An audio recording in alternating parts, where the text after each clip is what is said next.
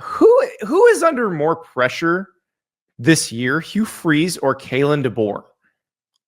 I think in some ways it's really Kalen DeBoer because Hugh Freeze, for whatever reason, is still very well liked by his constituency. And I think he has people believing in him in spite of a fairly underwhelming 2 years. Where Kalen DeBoer, by the way, one more thing, and this is the most important thing: Hugh Freeze succeeded Brian Harsin. Do I need to finish the next sentence with Kalen DeBoer? Okay, that does make sense. Yeah. Yeah, and also too, like having a good year at Auburn and having a good year at Alabama are two very different things too, right? Yeah, if Hugh Freeze had won 9 games, he'd have a contract extension. Kalen DeBoer won 9 games, and it's the worst season since 2007. It's a disaster. And by the way, he understands that. I mean, I give him credit for not trying to act like some coaches. Where do you realize what I inherited? I mean, Hugh Freeze has done a very masterful job of painting the picture of what he picked up on from Brian Harsin. DeBoer knows he can't do that. So what would represent success for Alabama this year, Paul? Playoff. The playoff at the bare minimum would be success. And I can't tell you beyond that because the playoff is a rather quirky adventure, as we just found out. But without going to the playoffs, I think he is going to find himself in suffocation, in a world of suffocation, because I mean, he'll survive that schedule in terms of his job, but not by much. You know, I think it's interesting that you brought that up, and it's like I think about this a lot because Alabama theoretically could be the same exact team that they were last year and then make the playoff. Like they weren't that far out given how it went. If there were a few teams from other conferences who lose a few extra, like if Indiana was, or if they win the Tennessee game, which was close. Yeah, but I'm saying, but that's the point. Like making the playoff is not the same thing as showing improvement.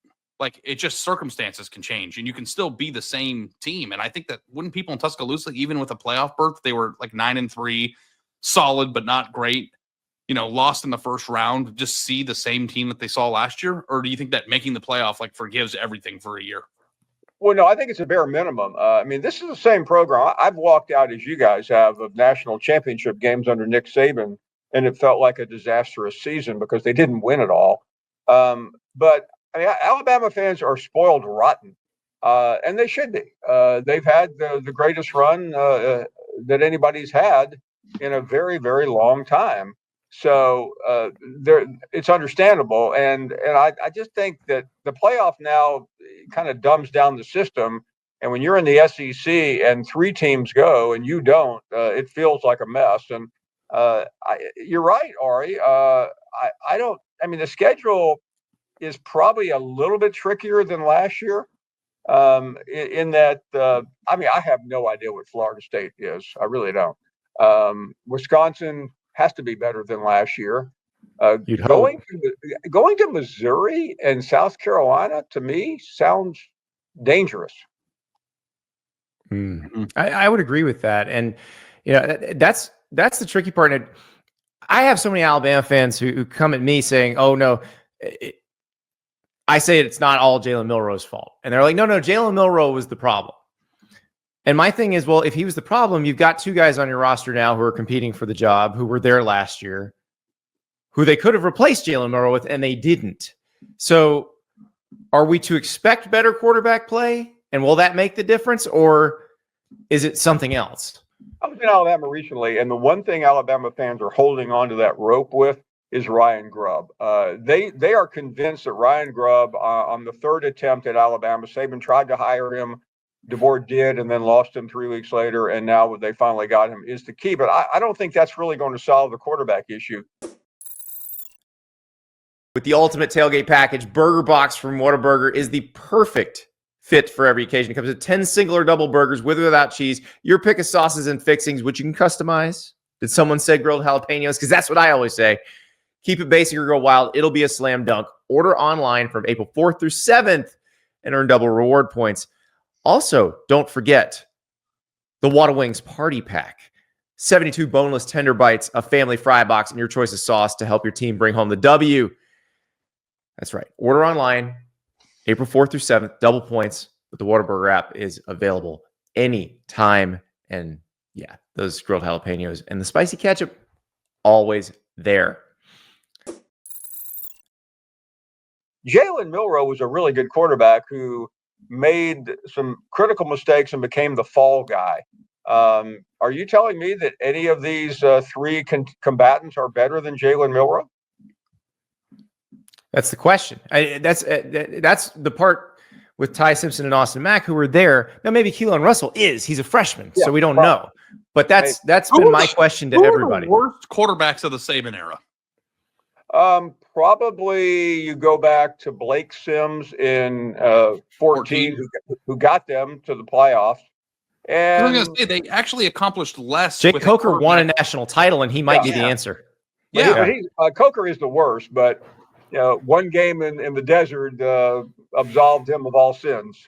But that's the thing that I'm trying to get to. It's like if Jalen Milroe was the problem, Alabama hasn't had the best quarterback on the planet all these years. They accomplished less with a quarterback who was probably, I mean, you could probably say with a straight face that Jalen Milroe is better than Blake Sims, and they made the 14 playoff. And they almost beat Ohio State that year. Easily. He's better than Coker, but and he's probably, if I say this very softly, probably better than Greg McElroy too. Oh, how dare you. Greg's supposed to come on the show next week. He's on spring break this week. He may not be coming now, but that's okay. Can I ask a question? And I'm going to do it, and I'm going to duck. Was Mac Jones that good? No. But he had the best wide receiver known to make man. He also had I'm trying to remember. He had Najee Harris. Jalen Waddle. He had a bunch of great wide receivers. Like, Mac Jones in his backfield had 2 Heisman finalists. I mean, I know that's happened before, but Devontae Smith and Najee Harris that one year weren't bad. Yeah, because I think that is interesting is that like Jalen Milroe also had like Ryan Williams, who might be the next one in line. Yeah. And it wasn't like an abject failure. I don't like the way that we view the season isn't what happened, in my opinion. Well, the Oklahoma game will never be forgiven. And the Michigan game, the scene of him just throwing a terrible pass at the end of that is the final memory. And Alabama fan love to remember what's wrong, and he will become the worst quarterback in Alabama history as time marches on. Which is crazy because right now everybody's trying to gin him up the draft board. So we'll see what happens.